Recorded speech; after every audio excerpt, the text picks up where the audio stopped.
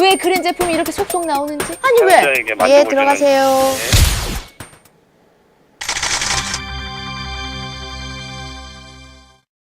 IT 시장의 주요 소식을 전해드리는 다나와 알짜뉴스입니다. 7월 마지막 주 순서 시작하겠습니다.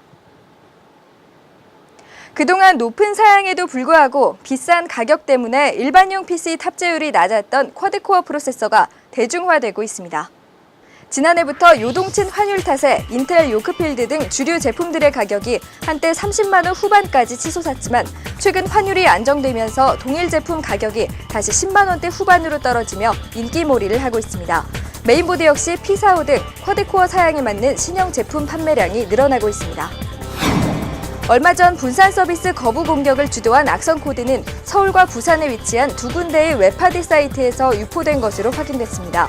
이용자가 공짜 성인물, 이른바 공짜 야동에 혹해 감상 전용 프로그램을 설치하면 악성 코드가 저절로 깔리도록 해 불과 일주일 만에 6천여 대의 좀비 PC를 양산했습니다. 지난 3월부터 6월까지 4개월 동안 1TB 하드디스크 판매량이 크게 증가한 것으로 다나와 리서치 결과 나타났습니다. 지난해 6월 20만 원이던 판매 가격이 1년 새 절반 수준으로 떨어진 것이 가장 큰 원인으로 나타났습니다. 이런 현상은 하반기 들어 계속될 것으로 보이며 높은 용량일수록 가격 하락폭이 크게 작용해 결국 판매량 증가로 이어질 것으로 보입니다. 최근 인터넷 익스플로러 8에서 특정 사이트에 접속이 되지 않는 복원 오류가 자주 발생하고 있는 가운데 마이크로소프트는 이 문제가 익스플로러가 8.0으로 업그레이드된 상태에서 아레아 한글 2007을 설치한 것이 원인이라고 설명했습니다. 또 한글 프로그램이 이미 깔려있는 컴퓨터에 익스플로러 8을 설치하면 이 같은 오류가 발생하지 않는다고 밝혔습니다. 하지만 한글과 컴퓨터와 마이크로소프트 양사가 오류 발생 책임을 서로 떠넘기고 있어 이용자들의 불만이 확산되고 있습니다. 공정거래위원회 주최 토론회에서 소비자원이 국내 이동통신요금이 다른 나라보다 비싸다고 발표한 가운데 방송통신위원회가 요금 비교 방식에 문제가 있다며 이의를 제기하고 나섰습니다. 업계는 이번 논란이 방통위와 공정위의 요금 인하 정책 주도권 다툼으로 번질 가능성이 있으며 국제적으로 우리의 요금 적정성을 파악할 수 있는 조사 방법을 시급히 마련해야 한다고 언급하고 있습니다. 개인정보분쟁조정위원회는 인터넷 웹사이트에서 회원 가입은 쉽게 허용하고 탈퇴할 땐 복잡한 절차를 요구하거나 탈퇴 방법을 제공하지 않는 사업체가 제도를 개선하도록 조정할 계획이라고 밝혔습니다. 앞으로 인터넷 포털 사이트에 별도 프로그램을 이용해 대체 광고를 할 수 없게 됩니다. 지난해 NHN이 광고 프로그램 제공업체 네오콘 소프트를 상대로 제기한 소송에서 네오콘은 네이버 사이트에 접속한 사용자에게 불법 프로그램을 이용한 광고 행위를 해서는 안 된다는 광고 금지 판결이 내려졌습니다. 경제협력개발기구, 즉 OECD는 이번 주 발표한 한 보고서에서 반도체와 컴퓨터 등 주요 IT 분야 경기가 지난해와 올해 초에 비해 가파른 상승 국면에 접어들었다고 분석했습니다. 특히 한국이 가장 두드러진 IT 경기 회복세를 보이고 있는 것으로 나타났습니다. 마이크로소프트와 야후의 검색 사업 제휴가 공식화되면서 두 기업의 이번 제휴가 구글 등 강한 경쟁사가 존재하는 인터넷 검색 시장에 어떤 영향을 미칠지 주목되고 있습니다.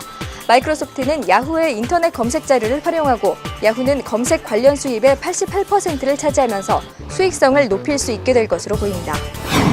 최근 저작권법 개정 등 관련 법이 강화되면서 대형 법무법인을 비롯한 조직적 영화 파파라치들이 법적 대응 능력이 약한 미성년자를 상대로 고소하는 사례가 늘고 있습니다. 이에 검찰은 미성년자 전과범 양상을 막기 위해 지난 3월부터 내년 2월까지 한시적으로 저작권 위반 청소년 초범은 불기소 방침을 세웠으며 저작권 교육 조건부 기소유예 제도를 시행하고 있습니다. 지식경제부는 삼성전자와 LG전자, SK텔레콤 등 IT 대기업과 동부하이텍 등 반도체 기업들이 시스템 반도체 산업 상생 협력에 관한 양해각서를 체결했다고 밝혔습니다. 이 프로젝트의 시행으로 LG전자와 삼성전자는 글로벌 디지털 TV 수신용 칩을 공동 개발하게 됩니다. 다나와는 휴가 기간 사용해 볼 만한 다양한 제품을 대여하거나 할인 판매 또는 무상 지급하는 휴가용품 대여 이벤트를 진행합니다.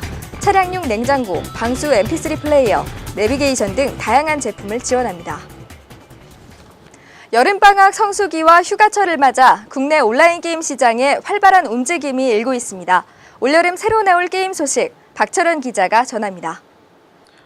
올여름 성수기에 맞춰 온라인 게임사들은 그동안 준비해온 기대작 게임들을 서비스에 눈길을 끌고 있습니다. 지난 21일 공개 서비스를 시작한 넥슨의 에어라이더는 서비스 시작 12시간 만에 동시 접속자 수 1만 명을 돌파해 인기를 얻고 있습니다. 넥슨은 이외에도 버블파이터, 허스키 익스프레스, 마비노기 여군정 등 여름방학에 맞춰 업데이트와 테스트를 진행해 게이머들의 눈길을 사로잡을 방침입니다. 지난해 파산한 플래그십의 모든 지적 재산권을 획득한 한빛소프트도 헬게이트 런던 1.5 패치와 미소스를 들고 여름 성수기 게임 열전에 뛰어들었고, 1위 자리를 꿰차고 있는 NC소프트의 아이온도 대규모 업데이트인 용족의 그림자를 오는 8월 5일 내놓을 예정입니다. 이 밖에도 윈디소프트는 8월에 해바 온라인과 러스티 야츠를, 네오이즈 게임즈의 배틀필드 온라인도 오는 8월 4일 업그레이드된 대규모 전장 시스템을 선보이며, NHN은 광복절 액션 RPG C9을 공개 테스트할 예정입니다. 다양한 장르의 게임들이 여름 성수기 시즌을 맞아 공개되거나 대규모 업데이트를 통해 게이머들의 눈길을 사로잡고 있는 상황에서 게이머들의 선택은 더운 여름을 맞아 더욱 뜨거워질 전망입니다. 다나 박철현입니다. 다음 소식입니다. 지난주에 이어 우리 주변의 산재에 있는 각종 통신 서비스 관련 피해 예방 시리즈 그 두 번째 시간입니다. 오늘은 명의도용에 대해 알아보겠습니다. 명의도용이란 통신 서비스 이용 과정에서 가족을 포함한 다른 사람들이 본인의 동의 없이 명의를 사용해 생기는 피해를 말합니다. 명의도용의 대표적인 피해 유형을 살펴보면 소액결제나 일반 요금, 자동이체 등 부당 요금이 청구된 경우가 있으며, 가입하지 않은 서비스가 임의로 신청된 경우, 그리고 이용하고 있는 서비스가 해지되어 위약금이 청구된 사례가 있으며, 명의도용으로 인한 일방적 채권 추심 피해 등이 있습니다. 이렇게 나도 모르는 사이에 당할 수밖에 없는 명의도용 피해를 조금만 주의를 기울인다면 줄일 수 있는데요. 먼저 신분증 관리를 항상 철저히 하고, 분실했을 경우에는 곧바로 신고해야 합니다. 인터넷 사이트에 가입할 때나 길거리 판촉 행사 등을 통한 개인정보 유출도 유의합니다. 또한 다른 사람에게 명의를 빌려줄 때는 철저한 주의가 필요합니다. 그리고 명의도용 방지 서비스를 이용해 수시로 본인의 명의도용 상태를 확인하는 것이 좋습니다. 혹시 이미 피해를 입었거나 명의도용이 의심되는 경우엔 각 통신사의 고객센터나 방송통신위원회 CS센터, 그리고 소비자단체 등의 상담을 받아 해결하는 것이 좋습니다. 피해가 크지 않다고 무심히 넘겨버릴 수 있는 명의도용. 하지만 다음엔 더 큰 피해를 입을 수도 있으므로 각별한 주의와 관리가 필요합니다. 다음 시간은 서비스를 해지할 때 위약금에 관한 피해 사례와 예방법에 대해 알아보겠습니다.